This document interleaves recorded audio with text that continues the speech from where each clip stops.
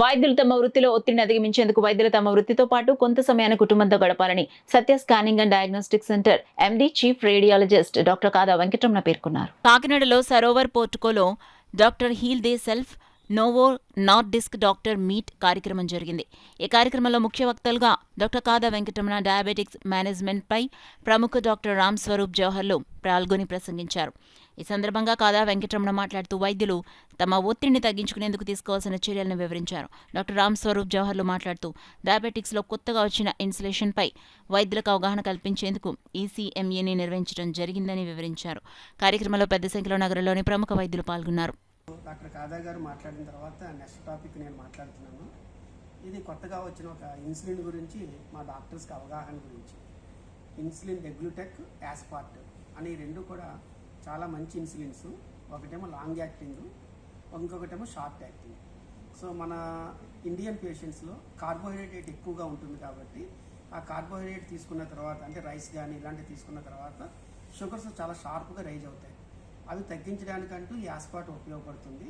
మిగతా టైంలో 28 అవర్స్ కూడా 24 అవర్స్ నెక్స్ట్ షుగర్ తగ్గించుకోవడానికి డెగ్లూటెక్ బాగా పనిచేస్తుంది. సో ఈ కాంబినేషన్ చాలా మంచి డ్రగ్.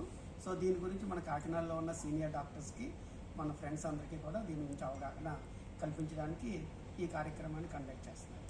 సో ఇది కండక్ట్ చేయడానికి నోవో నార్డిస్క్ వాళ్ళు చాలా హెల్ప్ చేస్తున్నారు. వాళ్ళకి మా హృదయపూర్వక నమస్కారం. ఈరోజు కంటిన్యూస్ మెడికల్ ఎడ్యుకేషన్లో భాగంగా ఇప్పుడు చెప్పబోయే టాపిక్ ఏంటంటే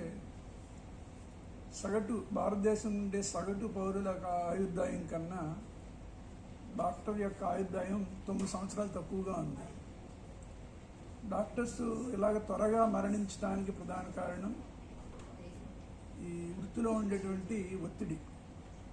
ఈ ఒత్తిడిని ఎలా తగ్గించుకోవాలనే దాని మీద ఈరోజు టాపిక్ చెప్పబోతా ఉన్నాను. అంటే ప్రధానంగా ఏంటంటే డాక్టర్స్ చేసే వృత్తి, అదేవిధంగా ఆ వృత్తికి కొంత టైం కేటాయించాలి.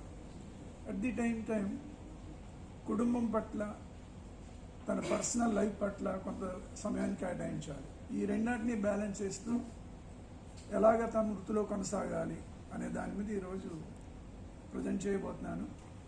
దీని మీద సీనియర్ డాక్టర్స్ యొక్క అభిప్రాయాన్ని కూడా తీసుకోవడం జరిగింది.